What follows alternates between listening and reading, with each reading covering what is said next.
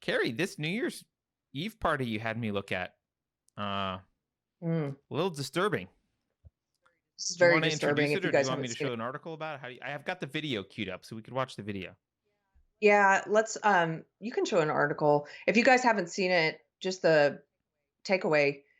Some neighbor in Canada called the police on his neighbor because they were having a New Year's Eve gathering of more than 6 people.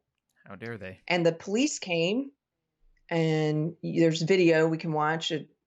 It's not very positive.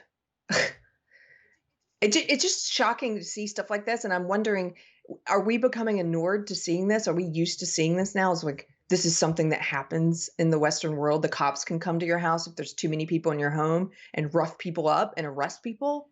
Are we okay with this? Yeah, well, we're building our own little Stasi. So we have, neighbors informed the authorities. They snitched on the partygoers here. But we'll just play a bit of the video. I don't even know if we need sound, but I've got sound here, so let's see.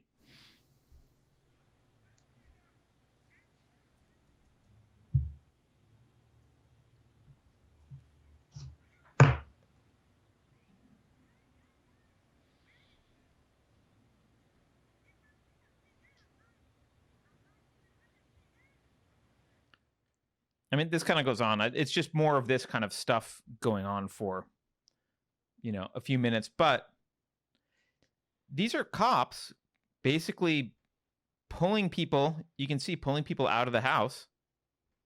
There's this cop pulls this guy out of the house.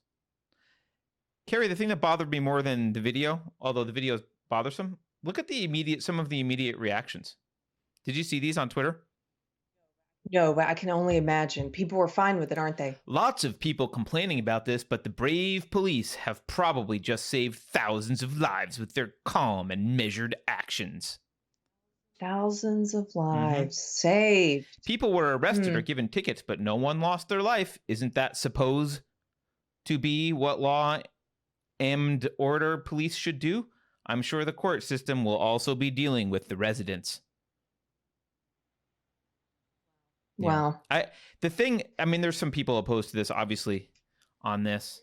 This reminds me of the responses. We didn't cover this on the show, but there was another video out of Canada a few weeks ago where these guys were ice skating outside on an ice skating rink. They were playing ice hockey, and someone called the cops on them. Actually, someone tweeted about it first and then called the cops on them. And the police came. They're outside, but because they're not wearing masks, they ended up arresting one of the guys. And did they use a stun gun on him? I can't remember. I don't know. But in the comment, the most upsetting thing about that one, same thing, was looking in the comments at all the sheep who are like, great job. Thank you. Thank you for going in there and busting this up. And it tells you a lot about people. Something I go to this, you guys who watch the show regularly know I have a church now that I really love, and I've been going since they've had their first service was in May. And the preacher yesterday had an excellent, we did an interview with him. If you guys want to learn more about him, his name is Bradley Helgerson, and you can look in Unsafe Space for Bradley Helgerson. And we did an interview with him. But yesterday his sermon was on fire. And one of the things he was talking about is he kind of referred to tragedy as being a blessing because tragedy exposes all of your weak points. Tragedy, adversity, struggle, it exposes all of your soft spots. And it also reveals things to you. It reveals truth to you. And it reveals things about people.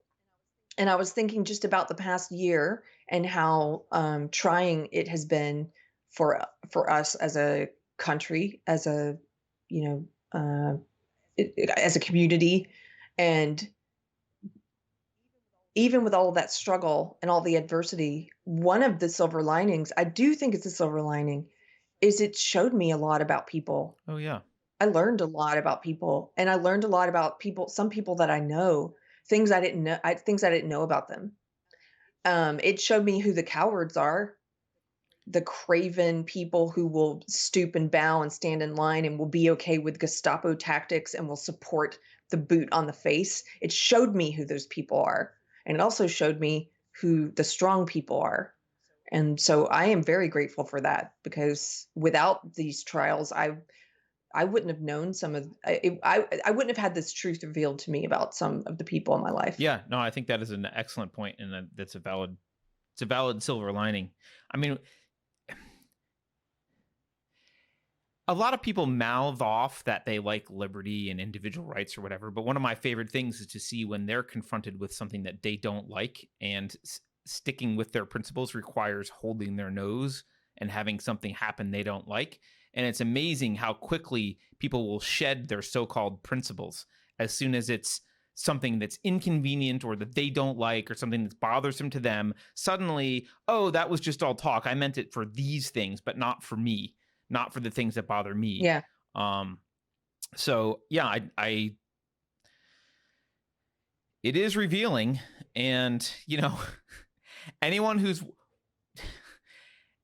walking outside, walking their dog by themselves, with no one around, wearing a mask, is not going to be helpful in the revolution, no matter what the hell they're talking about, no matter what they say. Like, those people are No. not going to be helpful for saving Western civilization.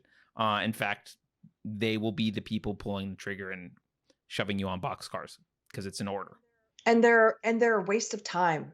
Yes. I'm growing, Thank you. I have this seesaw that I have of trying to maintain empathy for people who believe, like, all the social justice stuff I used to believe, and trying to maintain empathy for people who have a difference of opinion about masks, mandates, or about lockdowns. And I'm trying to do that, but at the same time, it also feels like a monumental waste of time sometimes to even engage with these people, because they're living in a fake reality. I don't even know what world they're in.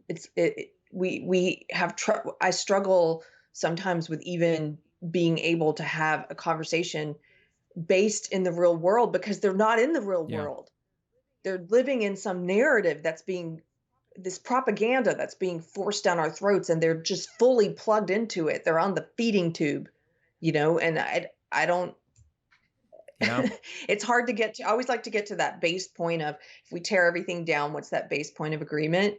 And I really like doing that with people who disagree with me in good faith and want to find that point of agreement as well. But so many of these people they're not worth conversing with.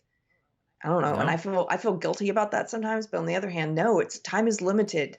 I don't have a lot of time to spend on people who are that deluded. Yeah, one of the most valuable lessons I ever Anyway, learned in that's my just me life venting. was not spending time with people. It was like culling and being like, oh, I don't have to feel bad. It doesn't mean that I don't.